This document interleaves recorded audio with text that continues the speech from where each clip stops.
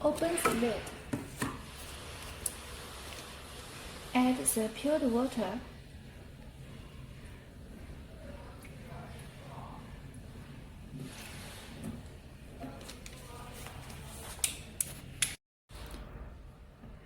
The best water level is 5.5 to 8.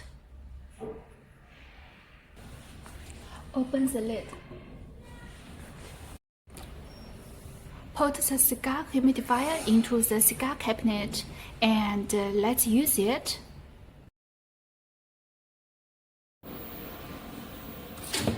Turn on the power supply.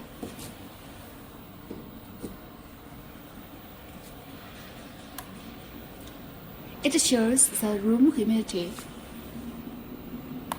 Start at 6%.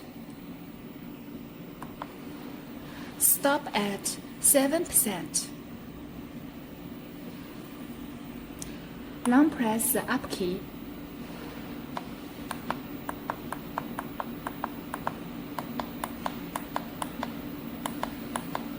Set the aim humidity.